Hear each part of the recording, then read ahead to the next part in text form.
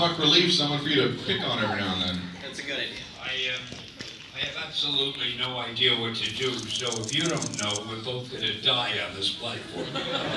There's a female Captain America out there that she can be in charge. Those are some bright lights.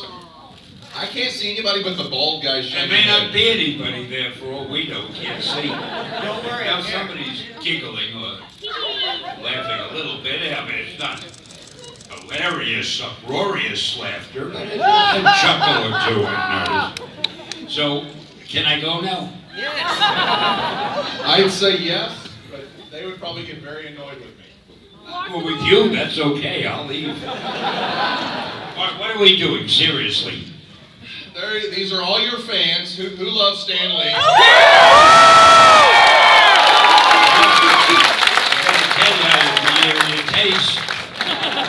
And a few brave ones are standing up in line to ask you some questions. That's me. Uh-oh. All right, what the heck? What the heck? Yeah. Go That ahead. means I have to answer them. Well, you can or I can, but they want to hear from you. All right. You repeat the question just so that everybody here hears it. Sir Stanley, may I hug you? If he can hug you. Was that a man's voice?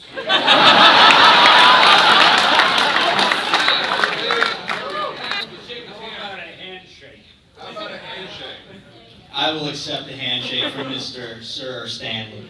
And he is the last handshake we get. That's a given. It's done.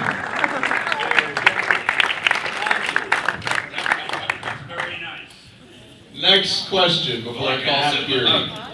Is there any power greater than the Celestials? You know, the one above all. Is there any power greater than the Celestials? And I'm assuming he means in the comic books. Me?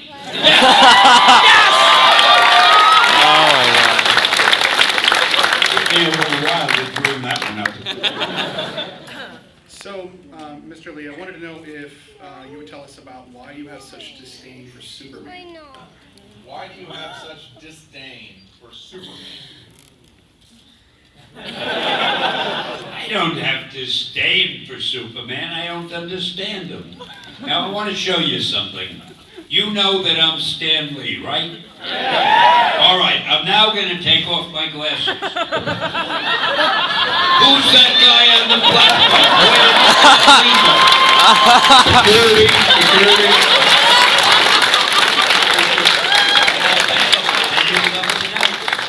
See, I believe in logic. It may only be comic book logic, but logic. Superman flies. Have you ever noticed, or does anybody know, what his means of propulsion is? I mean, he just goes like this. And he's flying. Ow, what's pushing him? He came from a planet where the gravity was heavy. So when he got here, the gravity is light. So he can jump over a big hurdle or a tall building even. But how does he fly? So it's not that I have disdain for Superman. It's just I don't understand Superman, that's all. Our characters make sense. For example, take Thor, to show you how scientific I am. I wanted Thor to be able to fly. So I gave him a hammer. He has a thong tied to his wrist. He twirls the hammer around. Fast! Faster than a propeller, because he's Thor. And he lets go of the hammer. Well, the hammer goes flying off, but it's attached to his wrist. So he goes with it. A perfectly scientific man.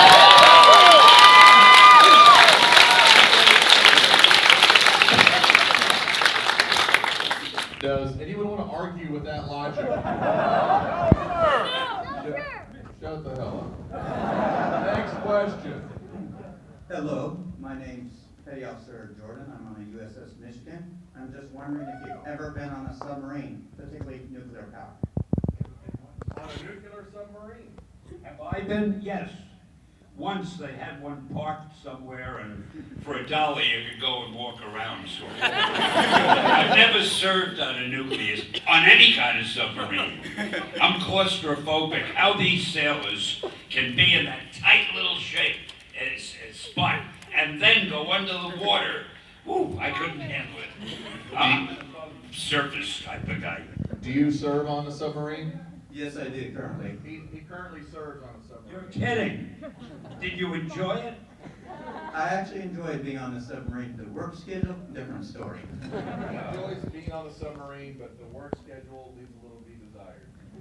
Well, you think the work schedule here is any better? Yes. You're right. Thank you, Petty Officer. You're welcome.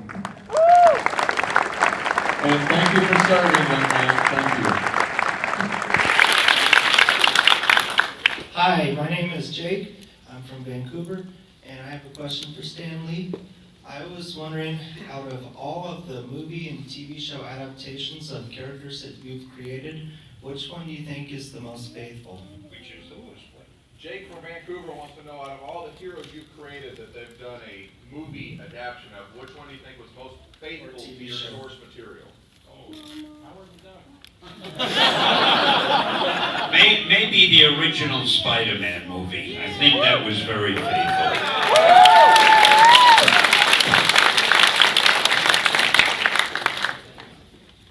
I've always admired your talent in creating comics. I mean, you created Spider-Man. I practically lived my early childhood with Spider-Man. I didn't even stop getting one single thing that involved Spider-Man. It was just this. If I saw a toy, it was only this. Spider-Man, Spider-Man, Spider-Man. And I have one question. When I get a cat, can I name it after you? Cat, can you name it after you? Well, only if I get paid some sort of a commission. Oh my God. What kind of a cat would that be? A nice, handsome, male, powerful, intelligent cat? Yes! You can name him after me.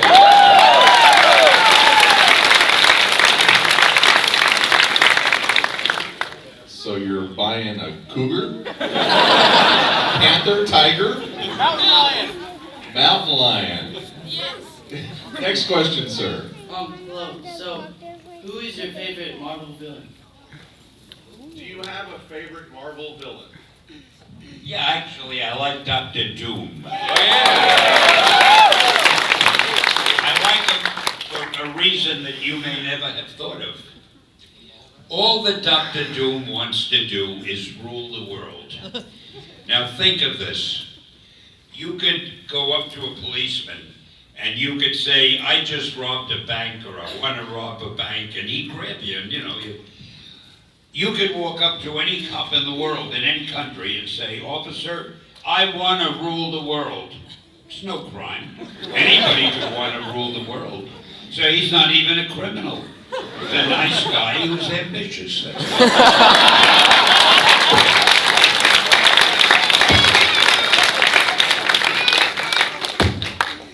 Hi Stan, my name is Patrick. I was just wondering, are there any of your characters who are almost different? You know, if one different decision had been made, there would be a totally different character. Spider-Man would have had 10 arms or something, who knows? Patrick wants to know, out of the characters you've created, how close do they come to being something you totally didn't expect? One little decision could have taken it a whole different direction.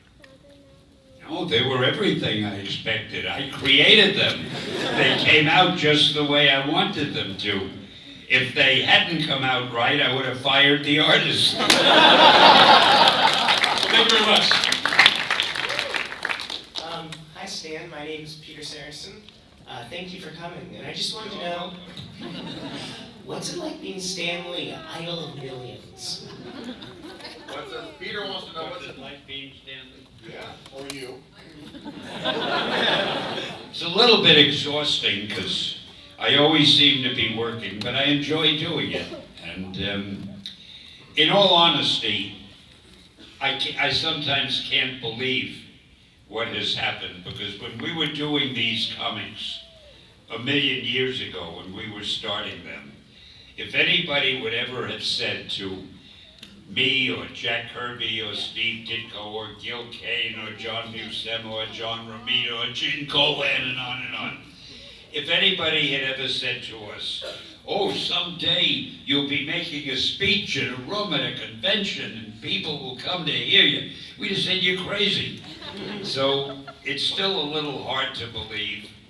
And as far as what it's like being me, I enjoy what I do very much. I enjoy being with fans. I'm very grateful for the enthusiasm of fans. And I'm always a little bit surprised that, I mean, I wrote a few stories, you know, to make a living. What's the big deal? And all of this seems to have happened, so I'm very grateful for it.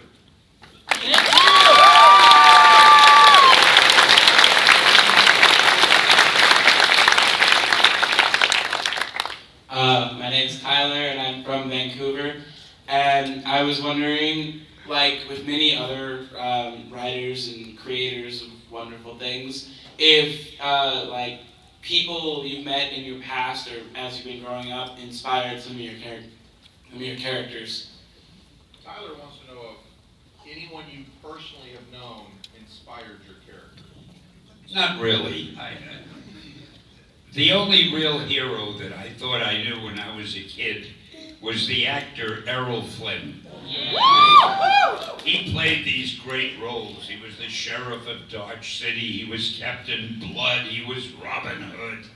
I always wanted to be like Errol Flynn, but I was lousy at dueling. Anyway, you know, when I worked on a character, I would just say to myself, what kind of guy would I like to read about?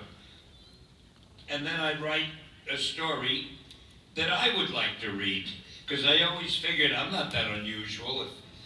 If there's something I would like, there must be a lot of people who'd like that too. You know, I forgot what the question was. Did I answer it? Okay. I jokes, I'm trying to get that. Hello, my name is Jesse. I'm from Vancouver, and I was wondering, is there a limit to how angry the Hulk can get? Jesse from Vancouver wants to know, is there a limit to how angry the Hulk can get? Gee, I don't think so. I think it depends on the ingenuity of the writer. You gotta get him so angry, and then the next writer tries to get him angrier, so he'll do something even more violent. Then the next writer says, hell, I could get him angrier than that. So it just depends until they run out of ideas. Okay, thank you. By the way, the Hulk is a fictitious character. I always get a kick out of people who say to me, who would win in a fight? They'd mention anybody, I don't know, the Hulk or Thor. And I always say it depends on who's writing the story, who wants to win. But that went over like a lead balloon, didn't it? Leave the bad jokes to me. Hello, I'm Corey from Oregon. First, I would like to say, I am not worthy! It is amazing to meet you! Second, now that I've, believed myself in my accessibility, not in my pants, just believed it, I would like to ask, how did you come up with your catchphrase, Excelsior? With Excelsior? All right, here we go. When I was writing the books or the columns at Stan's Soapbox, I used to end my column with little phrases like face front or hang loose, whatever, enough said. And little by little, I noticed that those phrases were beginning to appear in some of our competitive magazines, which bothered me. So I said, I gotta think of a phrase that nobody would know what it means or how to spell it, therefore they won't copy it. So I remembered that I lived in New York State at the time, New York City, which is in New York State. And I remember that the Great Seal of the state of New York had the word Excelsior on it. I always thought that was a dramatic word because it means upward and onward to greater glory. So I started writing Excelsior at the end of whatever I wrote. And just like I figured, the competition didn't know what it meant. They didn't know how to spell it, so they haven't stolen it yet. But when they hear about this, they probably will. Thank you. Hi, I'm Ellen. I'm from Eugene, Oregon, and I'm curious, of all the cameo appearances that you have made, which was the most fun for you and why? Ellen wants to know out of all the cameos you've made, which are awesome. What's your favorite? Most fun. Well, I think the last one that I did in Spider-Man, where I played a guy in a library marking the books while there was a fight going on. And I like the one in the Fantastic Four where they wouldn't let me in to read in Sue's wedding. I gotta tell you, don't miss Iron Man #3, because it's the best cameo you could ever see anywhere. Such a tease! You'll get a big kick out of it, I promise. I think we need to start a movement on Facebook to get cameos as a category at the Academy Awards.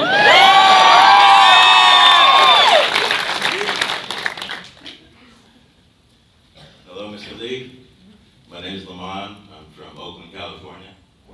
And I know it depends on the writer's choice, but me and my buddy have argued for years. I just want to know who you think would win, Wolverine or Spider-Man?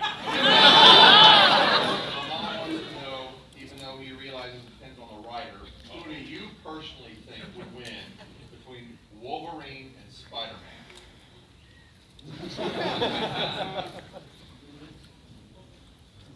Spidey! I'm going to take the cowardly way out. Would obviously be a tie.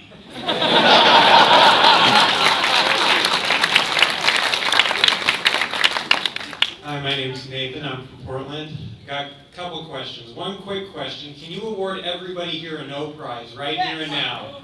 Can you award everyone a no prize right now? You have that many? Everyone here. Are they worthy? Yeah!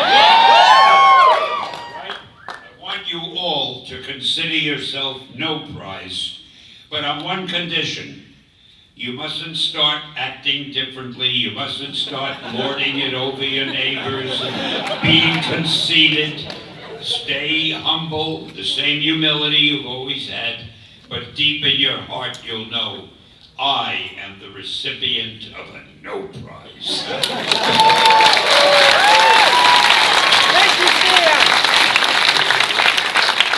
And I've been a Spidey fan ever since I can remember.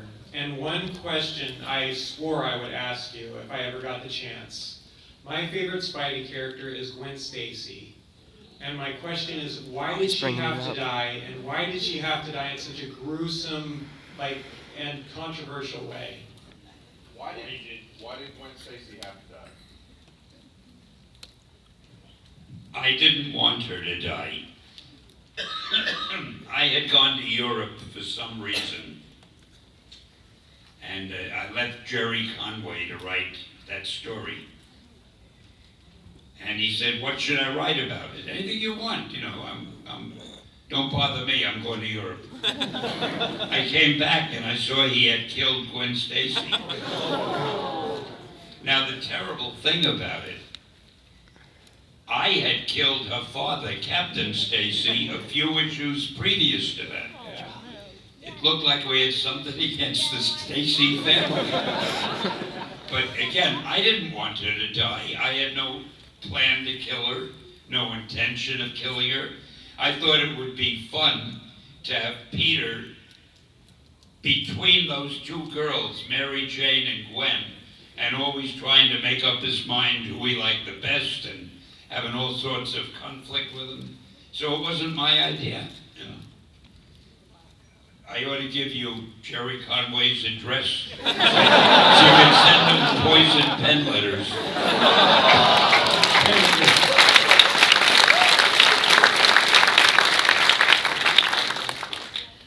name is Shanta, and I'm here from Seattle.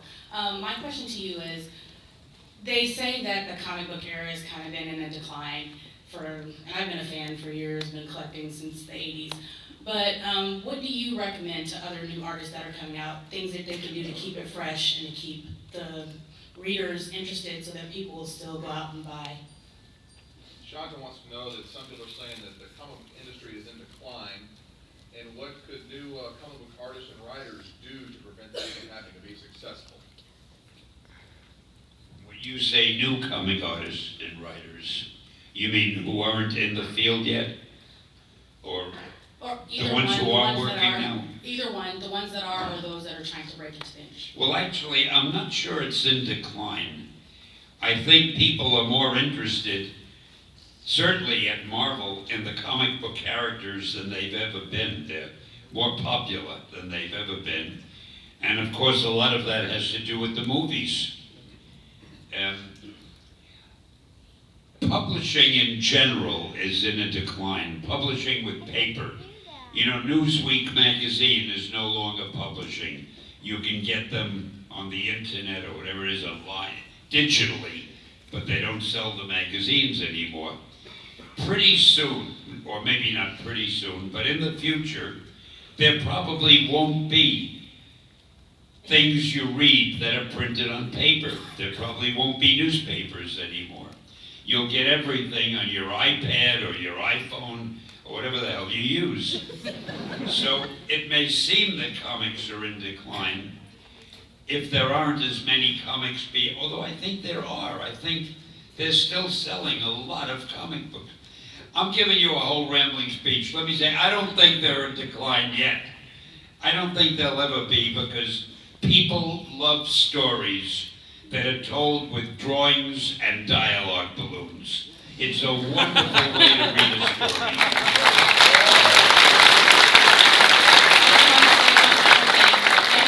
Thank you for many years of happiness from growing up, from childhood. I'm sure all of us appreciate, grabbing a comic that you wrote or a character you created, and it just brought joy to all of us as we were growing up.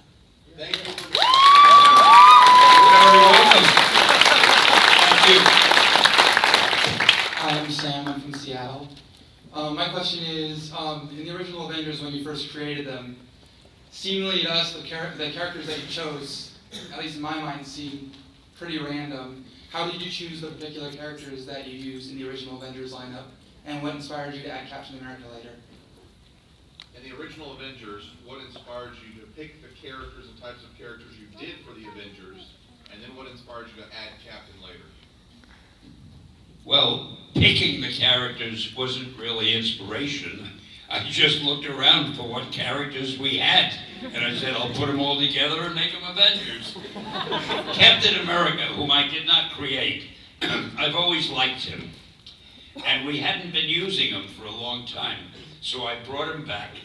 And then I thought, since he was the only one really with no superpower, it would be fun to put him in and kind of make him the leader of them. And it was just something that I decided to do. There's something about Captain America that people seem to like. I even notice when I'm asked to do autographs, how many people give me pictures of Captain America to sign. So I like the character, that's all. Don't forget, I was in charge. I was the editor. I could do whatever I wanted. Gee, I kind of miss that now.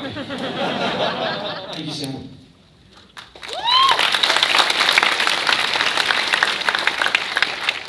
Hi, my name is Parker. And I'm from Sandy, and I wanted to know what's one of your favorite little stories between you and the famous drawer Jack Kirby? Yeah. Jack Kirby, I heard that name. What's your favorite collaboration with Jack? Maybe the Silver Surfer book that we did. We did a book that was published by Simon & Schuster. It was a comic, but in comic book form, but it was an actual book. And I got a big kick out of that. I think Jack did too.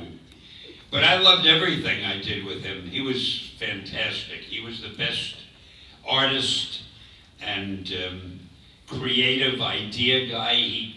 He would bring so many ideas to it. I would give him the rough idea what I wanted the story to be, and then he would add 1,000,000 angles of his own and make it better, and he was a great guy. In fact, I was lucky. Most of the artists I worked with were not only good artists, but they had a great story sense. And whatever story I would give them, somehow they made it look even better when they drew it. So, again, I was very lucky to work with those guys. Thank you. Hi, Sam. My name is Hans, and I'm from Trondheim, Norway. And this is such a great honor for me, by the way. I'm a historian, and hence I am actually wondering if you could describe what it was like to work in the comic book industry in the early days of your career, and how it was like to be involved with Marvel Comics from the very beginning. Hans, you're from Norway?